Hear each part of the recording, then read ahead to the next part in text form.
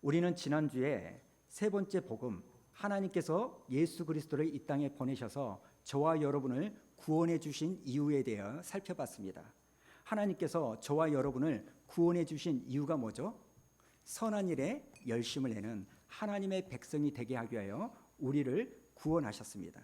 여러분, 우리 하나님은요, 하나님의 자녀가 된 저와 여러분에게 무엇인가 기대하는 것이 있다는 겁니다.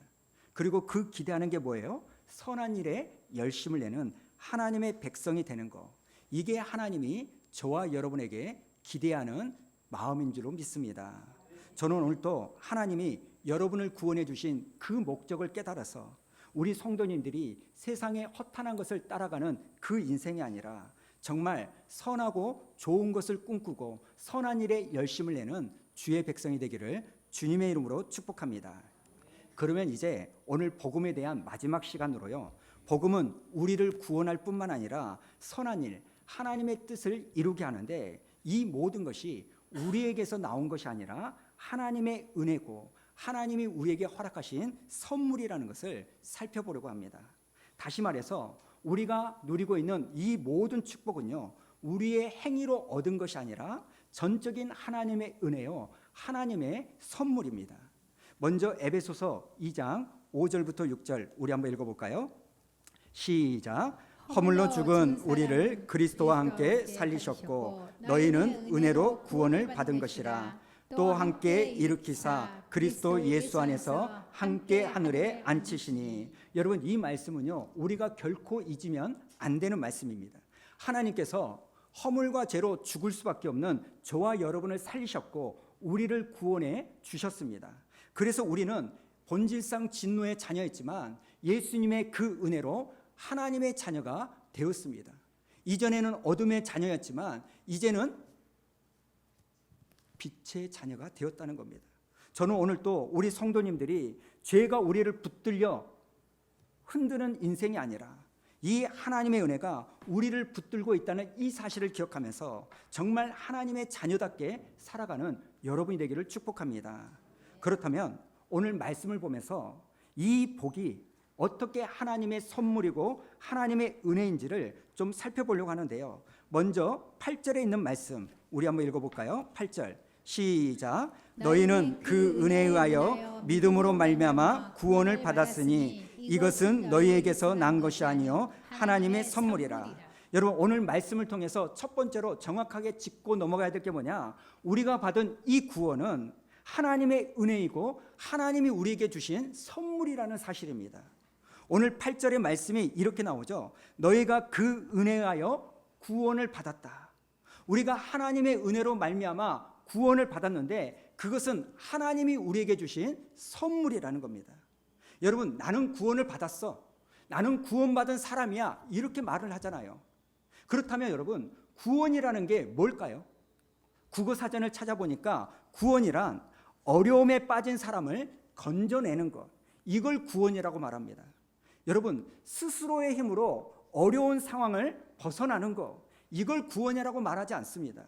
내 힘으로는 도저히 빠져나올 수 없는데 어떤 힘에 의하여 내가 건짐을 받는 것, 이걸 구원이라고 하는 거예요. 그래서 구원을 할 때 구자가요, 건질 구자를 쓰는 겁니다. 그래서 구원은요, 철저하게 자기 힘, 자력 구원을 말하는 게 아니라 타력 구원을 말하는 겁니다. 우리가 살다가 보면 내가 예상하지 못했던 어렵고 힘든 일을 만나죠. 내 실수와 내 허물 때문에, 아니면 어떤 사람의 모함으로 말미암아 내가 깊은 웅덩이에 빠질 때 하나님은 저와 여러분을 건져내 주십니다. 사랑하는 여러분, 우리가 살면서 여러 가지 시련을 만나지만 그 시련에서 우리를 건져내실 분은 오직 하나님 한 분뿐인 줄로 믿습니다.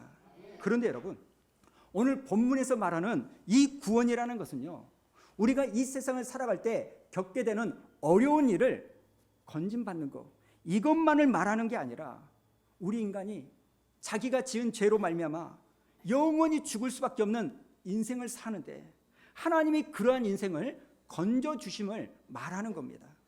우리가 살면서 겪게 되는 크고 작은 어려운 일을 넘어서 허물과 죄로 말미암아 죽을 수밖에 없는 내 영혼을 하나님이 살려주신 것, 이걸 구원이라는 거예요. 그래서 성경은요, 본질상 진노의 자녀였지만 구원받은 하나님의 자녀가 되었다. 이렇게 말하는 겁니다. 저는 우리 성도님들이 이제 나는 죽을 수밖에 없는 죄인이 아니라 하나님께 구원을 받은 하나님의 자녀가 되었다는 이 구원의 기쁨을 누릴 수 있는 은혜가 있기를 축복합니다. 사랑하는 여러분, 우리의 신앙에 왜 재미가 없을까요? 왜 생기가 없을까요? 왜 활력이 없을까요? 어쩌면 우리가 이 구원의 기쁨을 잃어버린 채 단지 종교적 신앙생활만을 하기 때문은 아닐까? 이걸 생각해 봐야 되는 겁니다. 그저 습관처럼 교회를 들락달락하고 일주일에 한 번 예배 자리에 앉아 있는 것이 내 신앙생활의 전부로 생각했기 때문에 우리의 신앙이 생기가 없고 재미가 없는 것은 아닐까? 그래서 내 신앙이 무기력해질 수도 있다는 겁니다. 부부간에 어른들이 흔히 쓰는 말로 권태기라는 말이 있죠. 권태기. 여러분, 권태기라는 말이 뭡니까? 사람과 사람과의 관계 속에서 서로 간의 감정이 식어버린 거, 이걸 권태기란 말이에요. 늘 똑같은 삶이 반복되다 보니까 내 마음이요 이제는 식어버린 거예요. 그런데 여러분, 신앙생활에 있어서도 권태기에 빠진 사람들이 적지 않습니다.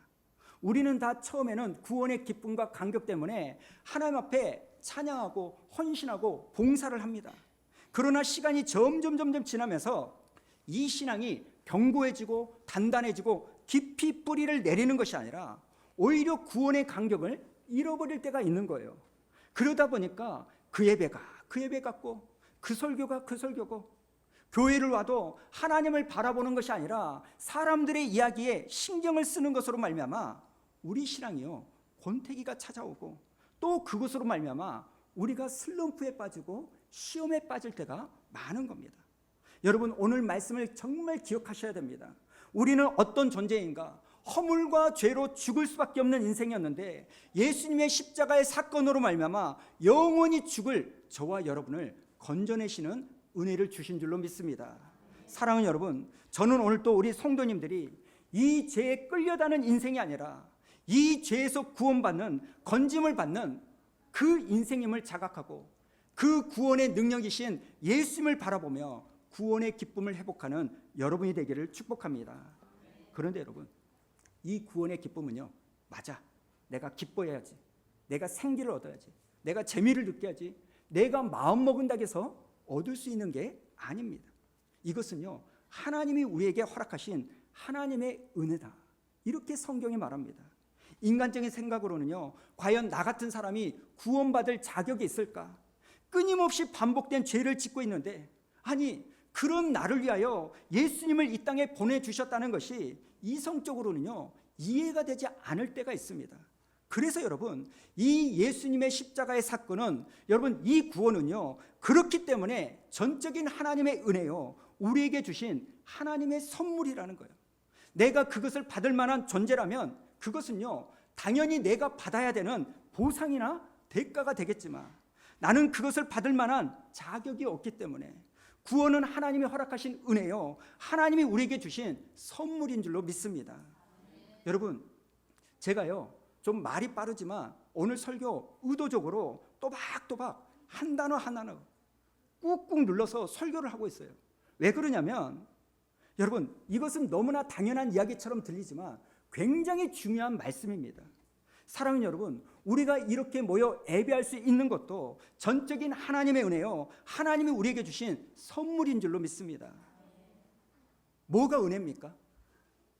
자격 없는 자에게 주시는 하나님의 사랑이 은혜요, 선물입니다. 선물은 그냥요 내가 주고 싶으니까 주는 거예요. 선물과 뇌물의 차이를 아십니까? 선물은요 대가를 바라지 않고 주면 선물인데, 대가를 바라고 주면 뭐예요? 뇌물이에요. 그래서 우리가요 하나님의 구원을 받으면 좋은 거예요. 왜요? 자격도 없는데 그것도 대가를 바라지 않고 우리에게 주셨기에 우리는 감사하며 사는 겁니다. 저는 우리 성도님들이요 오늘 또 복음이, 이 구원이 하나님의 은혜요, 하나님의 선물이라는 것을 기억하시면서 그 은혜와 선물을 누리는 여러분이 되기를 축복합니다. 그런가 하면 두 번째, 오늘 말씀을 통하여 배우게 되는 것은 우리가 받은 이 구원은 내 행위로 얻은 것이 아니기 때문에 우리가 우리 자신을 자랑할 필요가 없다는 겁니다.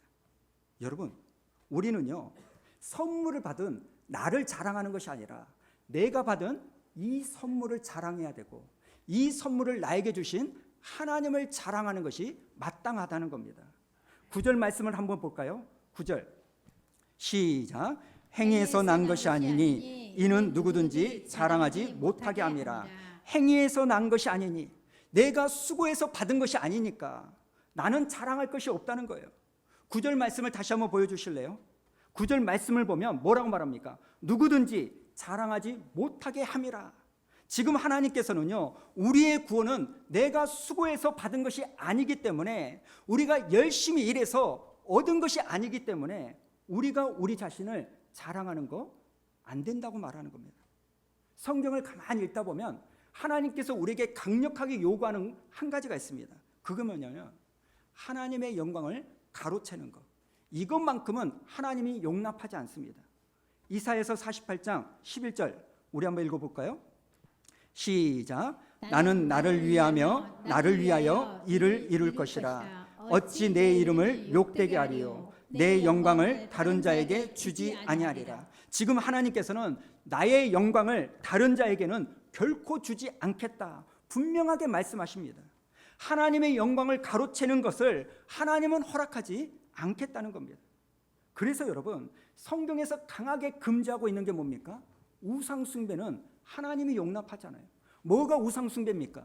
하나님의 자리에 하나님을 모셔야 되는데 하나님이 아니라 다른 것을 앉힐 때, 그것이 우상숭배고, 이 우상숭배를 하나님이 그렇게 금지하고 있는 겁니다.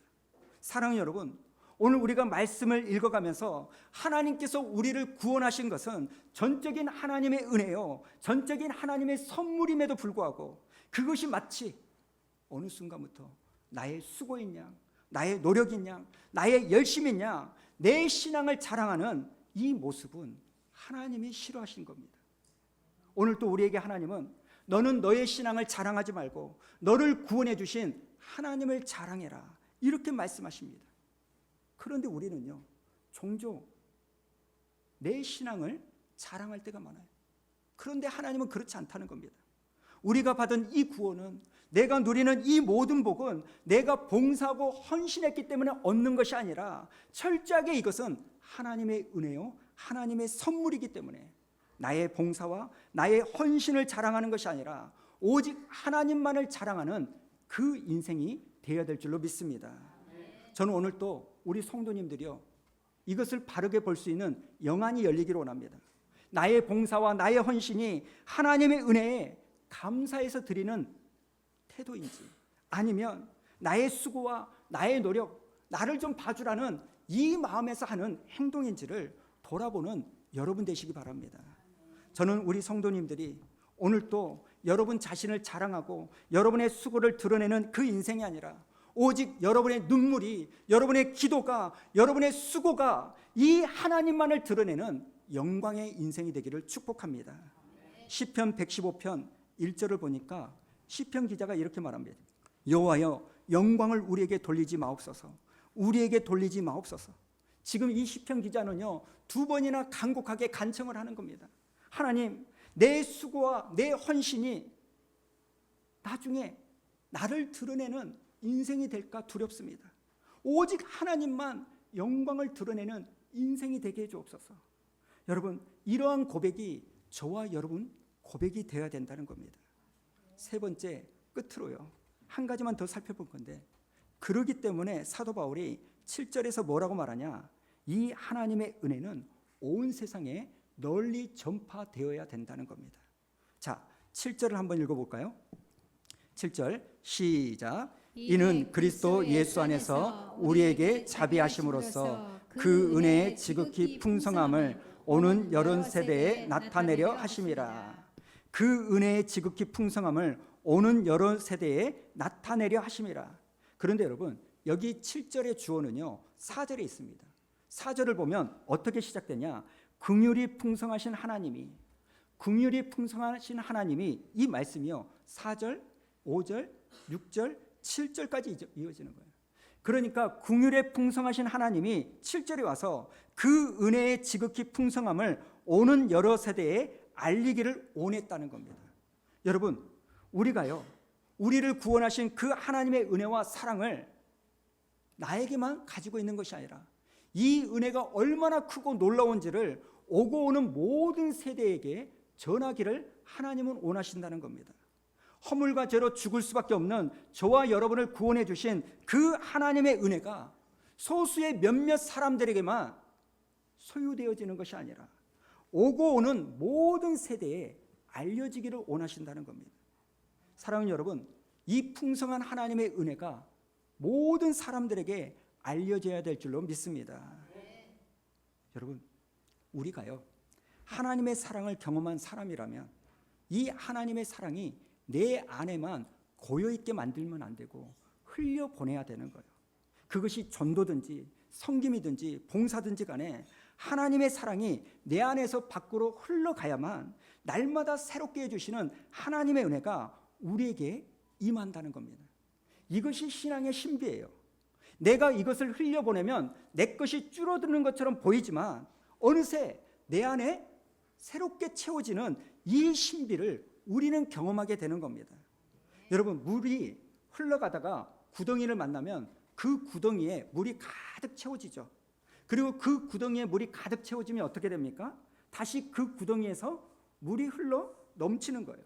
그런데 이 물이 흘러 넘치지 않고 그 구덩이 안에만 고여 있으면 이 구덩이는요, 금방 썩은 구덩이가 됩니다. 그래서 그 구덩이에는요, 어떤 생물도 살지 못하잖아요. 그래서 우리가 흔히 하는 말로 뭐라고 말합니까? 고인물은 어쩐다고요? 썩는다. 고인물은 그래서 썩는 거예요. 우물도 마찬가지 아닙니까?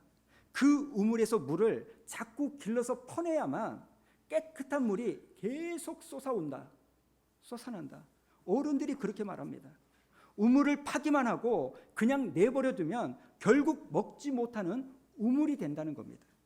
반면에 계속해서 그 우물에서 물을 길러내면 물이 줄어드는 것처럼 보일지 모르지만 바로 샘물이 솟아나서 채워지고 날마다 우리가 새로운 물을 먹게 된다는 겁니다.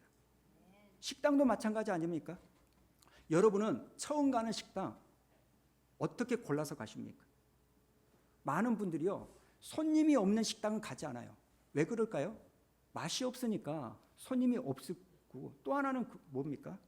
사람들이 없으면 식재료가 오래됐을 것 같으니까 안 가는 거잖아요.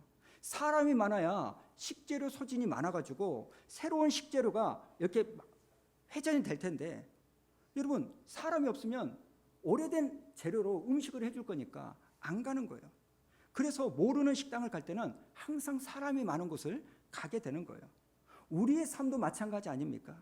지난 1년을 돌아볼 때 우여곡절이 많았지만 그래도 나는 하나님의 은혜를 받아 여기까지 왔다, 이것을 고백하는 사람이라면 여러분, 여러분의 그 은혜를 여러분 안에만 쌓아놓지 말고 흘려보내셔야 되는 거예요.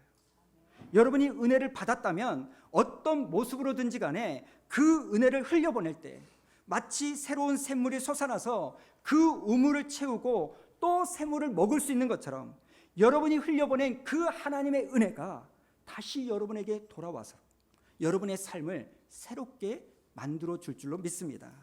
여러분, 오늘 성경이 우리의 삶이 날마다 충만하고 새로워질 수 있는 비결이 무엇이냐? 그것은 하나님의 은혜와 복음을 여러 모양과 여러 모습으로 모든 세대에게 전하는 것, 이것이 비결이라고 말하는 겁니다.